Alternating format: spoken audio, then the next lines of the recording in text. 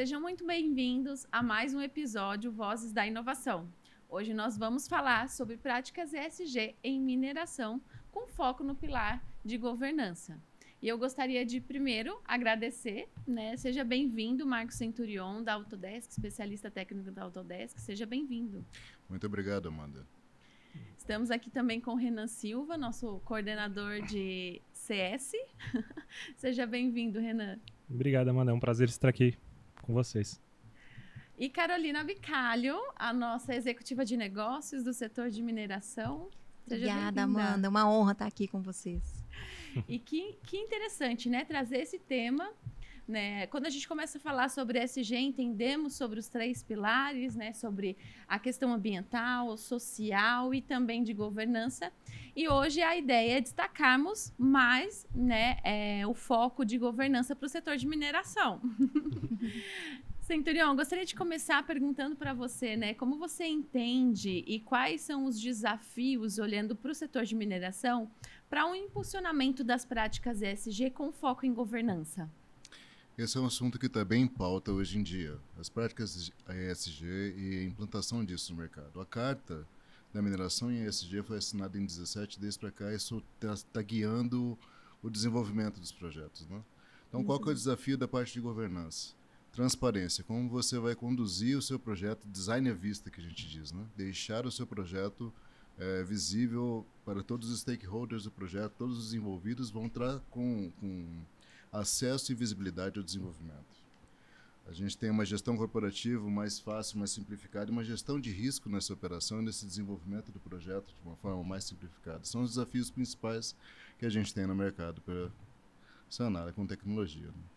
E quando a gente olha para os impactos positivos, por exemplo, quando a gente traz os impactos positivos de governança, é necessário ter um olhar mais cuidadoso quando a gente fala sobre a tecnologia para a gestão de dados, para a transparência dos dados, E também segurança desses dados, A gente não pode deixar de tratar ali da questão de segurança desses dados, deles estarem em um lugar, em um armazenamento ali certificado, Bem importante também. Verdade. Isso é um dos pontos que é muito comentado e que às vezes chega a ser uma barreira realmente com alguns dos clientes para esse desenvolvimento. Quando você trabalha com segurança de dados, você fala que os seus dados vão estar em nuvem. A primeira coisa que o gestor vai pensar é como que eu vou garantir que ninguém mais vai ter acesso a isso. Você tem uma siderurgia, por exemplo, que a caldeira sua é uma bomba. Se você tiver acesso àqueles dados, é perigoso de ter algum acidente, alguma coisa grave ou um ataque.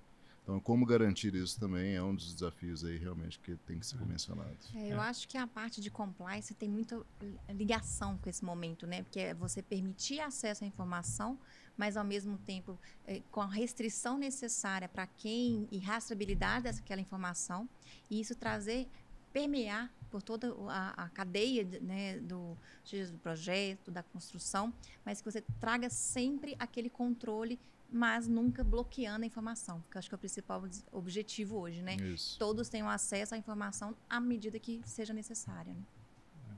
E um ponto que eu até gostaria de trazer também aqui para nessa roda de discussão que a gente está tendo é, assim, Centurião, olhando um pouco a evolução de como a tecnologia tem apoiado essa prática de tornar os dados mais transparentes, mais colaborativo, acho que talvez seria até a palavra.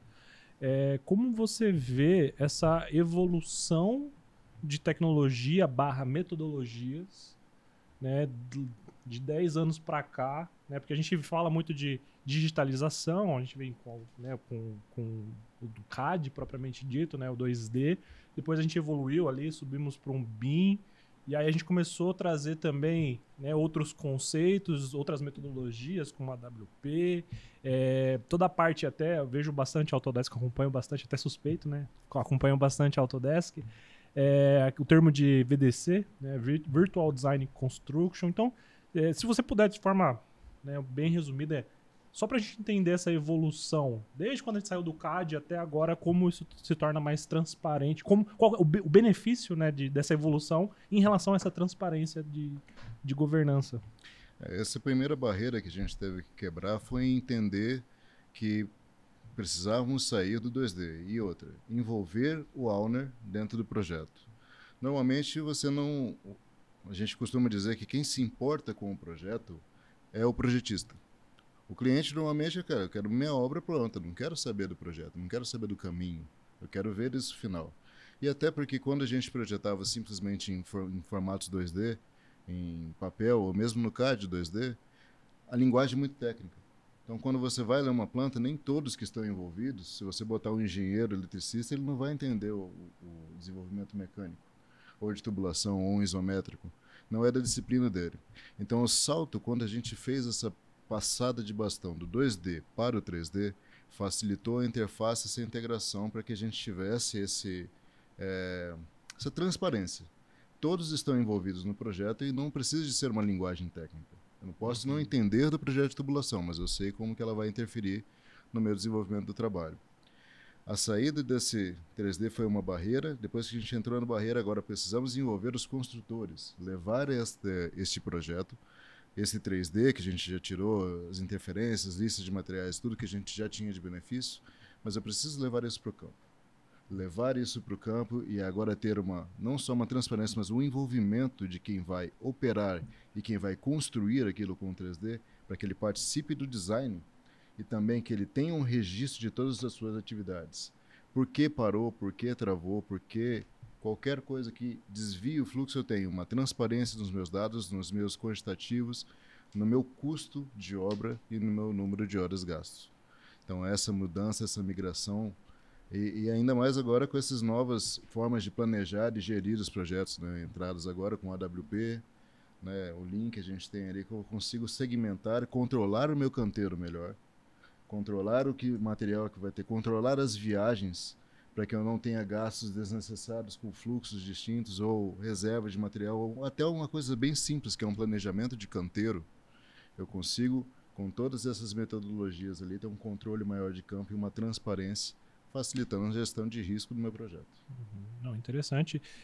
Então a gente pode, de certa forma, afirmar que essa evolução tecnológica nas frentes do desenvolvimento de projeto, ela também corroborou com essa questão de melhor aderência das práticas ESG quando a gente fala de governança, mas você até pontuou aí, até uma questão até social também, de visitas a campo, reduzir, né, o benefício que você traz ali para as pessoas envolvidas naquela etapa do projeto. Bem interessante. Então a gente pode afirmar que essa evolução tecnológica, ela traz de certa forma essa ligação de potencializar a prática ESG, uma vez você tem, né, tecnologias que permitam, né, a gente fazer esse tipo de análise, acho, de projeto, né? Então, ver outras frentes, né? Não somente a produção ali da engenharia, mas, de fato, qual é o impacto das mudanças que a engenharia pode causar, né, nessa etapa. Eu comento até mais que a evolução tecnológica que houve com a melhoria, esses avanços do BIM, da forma mais básica dele, é o que possibilitou. Sem isso não seria possível. Não é possível você executar o que está sendo solicitado somente com 2D.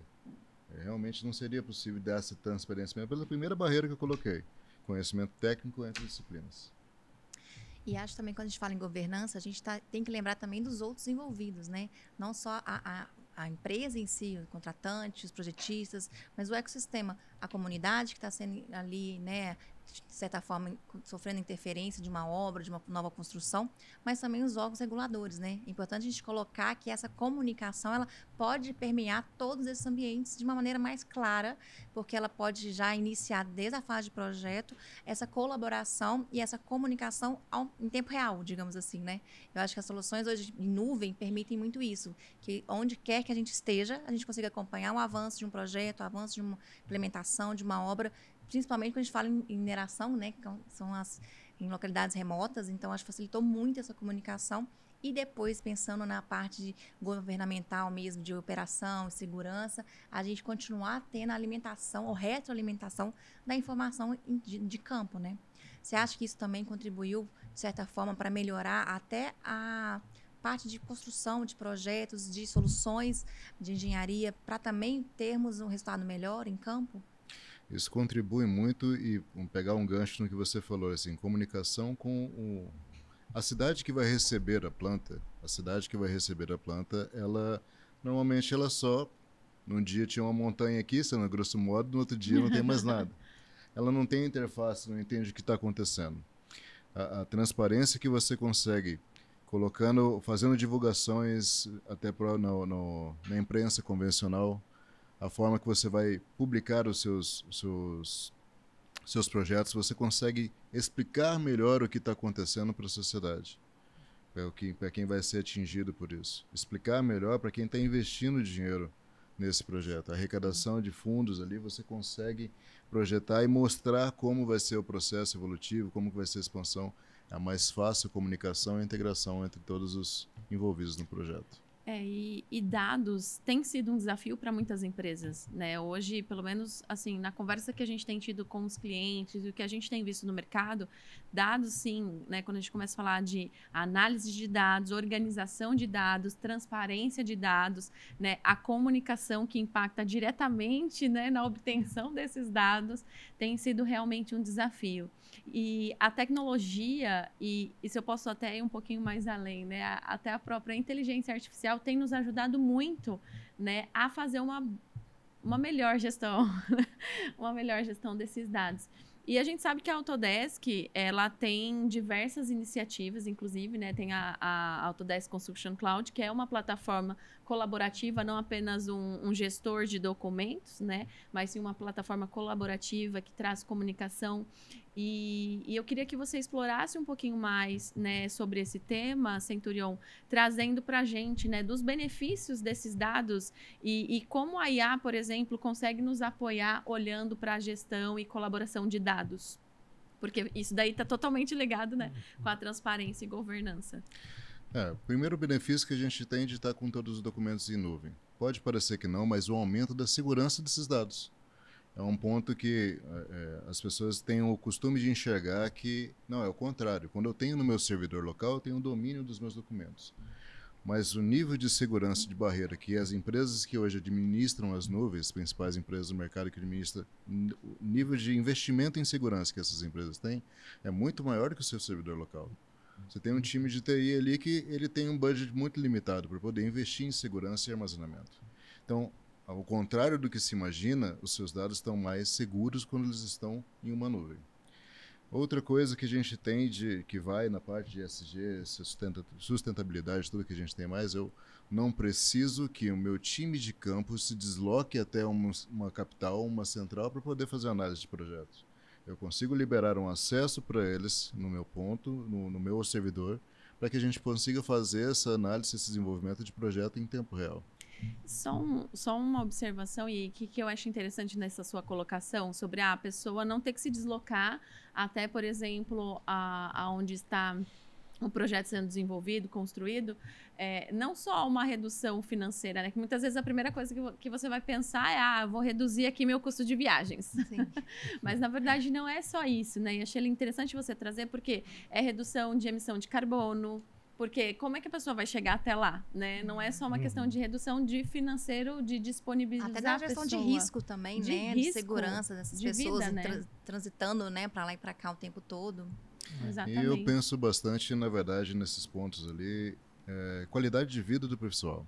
Sim. Se você pegar uma planta, normalmente essas plantas ali, ainda mais as novas plantas que estão sendo abertas, elas estão nos rincões do mundo ali, bem lugares afastados, que você precisa pegar 8 horas de barco para você conseguir pegar depois mais 2 ou 3 aviões. O cara perde a semana inteira dele, é um serviço muito complicado de fazer. E no desenvolvimento de um projeto, uma implantação de 2 a 3 anos, você vai ter um impacto muito grande para esse profissional. Quando ele consegue ficar na base dele, ele tem um tempo de qualidade com a família. E tem um ponto que você tocou, qualidade com a família é sempre muito bom, né, gente? Tem um ponto que você tocou na questão de segurança que eu acho que vale a pena. É um tema um pouco polêmico, mas eu acho que vale a pena a gente trazer. Quando a gente fala, né, sobre governança, transparência de dados, compliance, é claro que existem as licenças irregulares. Né? As licenças irregulares que abrem uma brecha gigantesca dentro das empresas e que muitas vezes as empresas não têm essa visibilidade. Né? Hoje, quando você utiliza uma licença irregular e você instala ela na sua rede, você está abrindo a porta da sua casa para os ataques chegarem e depois você sofre com as consequências disso. Eu só queria trazer essa pitadinha aqui nesse tema, porque eu acho que é super importante a gente trazer e falar sobre isso, né? Porque é realmente um risco que se corre. Você tenta se beneficiar de alguma forma, mas afinal de contas o risco e o problema pode ser muito maior. E até um ponto importante, né, que eu também costumo sempre, nessas andanças que a gente tem pelo Brasil, né, falando com os clientes, normalmente a gente tem até uma quebra de paradigma quando a gente fala de segurança com soluções em nuvem, né? Porque antes a gente sempre via mundo industrial ditando como seria o mundo social, né? Então, as coisas que eram desenvolvidas no industrial sendo aplicadas depois, posteriormente, no social. Então, hoje a gente vê o caminho contrário também acontecendo, né? Porque se a gente pegar bem simples, é um exemplo bem simples. Se você pegar o nosso internet bank, né, o nosso WhatsApp, a nossa comunicação, ela é toda feita em nuvem. Socialmente, a nossa interação com dados em nuvem é constante. Já acontece há muito tempo, Já acontece há muito tempo. Então, por que isso não pode vir para a engenharia de forma mais fluida, de forma mais tranquila, né, de forma mais responsiva também, né? Então, essa questão de segurança, a gente vem quebrando essas barreiras justamente trazendo esses exemplos. A gente costuma brincar, se o dinheiro, que é algo muito importante, você trata com ele em nuvem, por que não a engenharia também, né? Trazendo essa comunicação toda, né? Exato.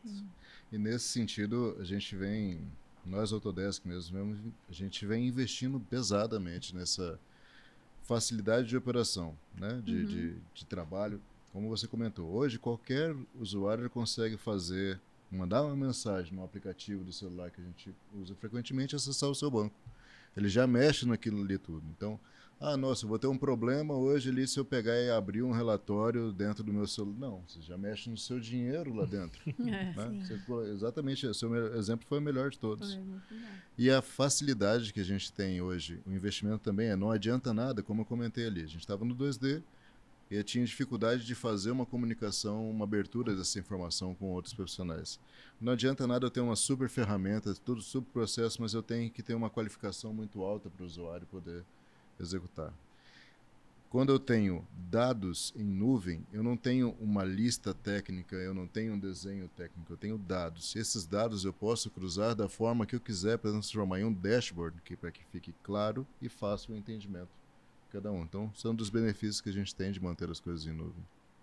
E trazendo, então, Centurião, até aterrissando um pouco mais, né, nas soluções que a Autodesk propõe hoje para o mercado, como você vê o posicionamento das soluções nas fases de evolução de projeto? Né? Começando lá pela engenharia, projeto conceitual, projeto básico, detalhado, a plataforma em si ela tem essa capacidade de permear por todos esses cenários. Eu acho que é legal dar só uma passada rápida só para a gente entender como que vocês estão olhando, porque a gente tem esse costume, né? A gente até brinca que a Autodesk, tem muita gente que confunde a Autodesk com a AutoCAD, né? Mas quando a gente começa a olhar o portfólio de produtos, é algo impressionante de tantos produtos, inclusive em nuvem agora, tudo acontecendo em real time. Então, só para dar uma exemplificada em conceitos, né, de ambiente comum de dados, que eu sei que vocês possuem. Então, só para dar uma pincelada aí quais são os impactos, né, de vocês estarem permeando também essas outras etapas, não somente o design, né, não somente o desenvolvimento do projeto em si, mas extrapolando ali um pouquinho mais na construção, na operação e tudo mais. Exato, mas eu até, antes de chegar nessa parte de operação, eu queria falar com você ainda um ponto ainda ainda em design, que é importante a gente pensar ali. É muito comum a gente ouvir, não, mas você fala que não é possível de fazer ESG, não fazer uma gestão hoje com 2D, mas nós fizemos Itaipu, nós fizemos todo o processo de expansão do Brasil, da malha viária, da malha ferroviária, como que não é possível de fazer isso? Ótimo, a gente foi possível, não estou dizendo que não é possível de executar o projeto, mas agora, se eu uso uma IA para fazer uma análise com meus inputs de dado, áreas de reserva, áreas de rio, áreas que eu não posso ter intervenção. Será que a melhor rota da Fernão Dias seria aquela que ela está traçada? Será que é o melhor caminho que a gente poderia fazer? Não estou criticando o projeto 2D como ele foi feito. Só que a gente consegue fazer a parte de análise, que é o ponto que você tinha comentado. Quando eu uso uma IA, uma instrução, e a parte de estar em nuvem, nos auxilia muito isso, porque eu tenho, primeiro, processamento em nuvem é muito melhor do que meu processamento local. Eu consigo trabalhar em outros pontos ao mesmo tempo, trabalhar em outros pontos do mundo ao mesmo tempo. Então, no design, a gente consegue fazer uma engenharia, uma melhoria da engenharia, aumentando a minha análise no projeto. Agora, quando eu tirei o meu projeto, saí do design, vou agora para a operação. Os meus dados em nuvem, novamente, levam do escritório da capital para o campo, leva para a planta. E a minha turma de execução, ela tem uma interface direta naquele documento e ela consegue gerir aquele projeto de uma forma mais fácil. Eu consigo informar todos os relatórios e problemas que eu tenho em tempo real, para que o time de planejamento que estiver no escritório ali, ele não seja pego de surpresa quando ele receber um e-mail daqui a uma semana. Eu tenho uma ação imediata, com toda a parte de gestão. Então, isso vai está totalmente alinhado com a parte de transparência que a gente quer montar e a gestão de risco de perda no projeto, comunicação e novamente com os stakeholders. Interessante. Isso aí, eu acho que usar o que a gente tem hoje já disponível, né? Seja IA, seja IoT, a nosso favor, né? E não usar elas como ferramenta, mas acho como complementando o que a gente já tem de conhecimento básico, conhecimento já de outros projetos, de benchmark, mas utilizar ela para acelerar o que estaria sendo feito manualmente, né? Eu acho que esse que é o ponto. Trazer soluções que sejam aderentes, colaborativas, mas que não vão substituir nunca um conhecimento técnico, mas apenas realmente colaborar para um avanço mais rápido, né? Acho que é chegar no equilíbrio que a gente tanto busca dentro dos princípios de ESG, né? Inclusive, Carol, até pegando um gancho, né, nisso que você falou, eu acho que não somente os fabricantes, né, mas, né, todo o ecossistema, tanto o desenvolvimento de software como owners, projetistas, enfim, tem-se uma preocupação de fato você conseguir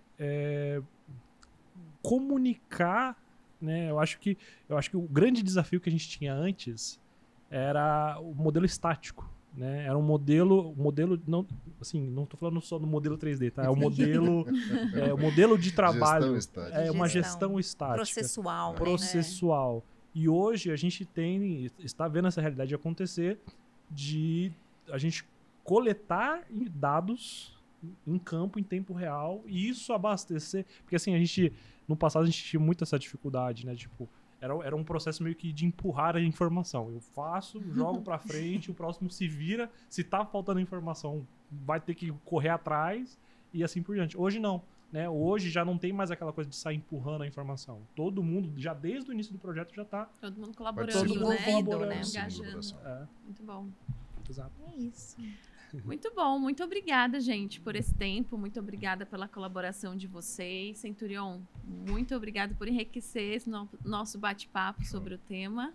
Quem sou eu? Muito obrigado a vocês pelo convite. Sempre que tiver, eu vou ficar muito feliz de participar. Que bom, obrigada, Renan, obrigada, Carol. Obrigada. E você que nos acompanhou até aqui, muito obrigada e fique ligado nos próximos episódios. Até mais!